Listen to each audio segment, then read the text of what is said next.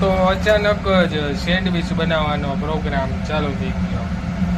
તો first of all તો બટેકા બાફી લીધા છે અને પેનમાં તેલ ગરમ કરવા મૂક્યું છે 2 ટેબલ સ્પૂન અને બધા મરી મસાલા તૈયાર કરી લીધા છે જે વઘારવા નાખવાના છે એ બધું. અને આ બ્રેડ છે આપણે પછી મશીનમાં શેકવાની છે. આપણે વઘાર કરી લઈએ. થોડું જીરું નાખી દઈએ. હલાવી નાખો.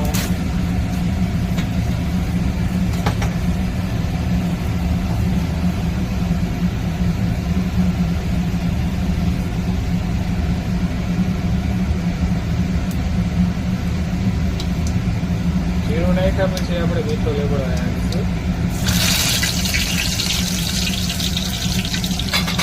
પછી વધી હિંગ,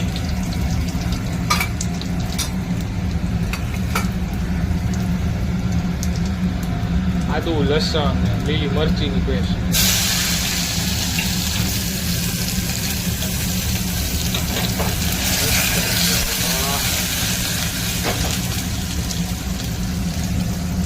તો ડુંગળી બનીને તૈયાર થઈ ગઈ છે. મસ્ત ગોલ્ડન બ્રાઉન કલર આવી ગયો છે. એ ટાઈમે આપણે હવે ટમેટા એડ કરી દઈએ. ટમેટા એડ કરીને થોડુંક મિક્સ કરી લઈએ.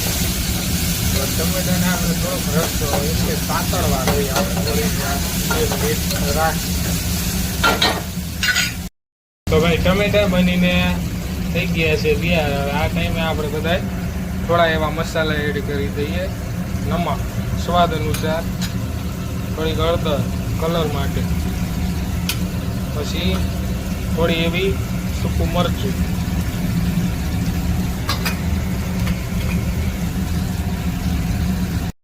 તમારે જે સ્પેશિયલ મસાલા એડ કરી દેવા. મેગી મસાલા એડ કરીને મસ્ત રીતે હલાવી સુગંધ તો બહુ મસ્ત આવે. હવે મસાલા ઇન્ગ્રેડિયન્ટ મિક્સ થઈ ગયું. હવે આ ટાઈમે આપણે બટેકા એડ કરી દઈએ જે આપણે બાફેલા બધા નાખી દેવાના છે. આમાં નાખી દીધા, કોથમીર નાખી દીધી, આમાં ચીલી ફ્લેક્સ નાખી દઈશું. બધું મિક્સ કરી નાખી. મસાલો મિક્સ થઈ ગયો છે. હવે આપણે એમાં લીંબુ એડ કરી દઈએ ખટ્ટો મીઠો સ્વાદ આપવા માટે. મિક્સ કરીને આપણે બ્રેડમાં ભરશું. તો આવી રીતે આપણે બ્રેડ ભરી લઈએ. આવી રીતે બધી બ્રેડ ભરી લઈએ.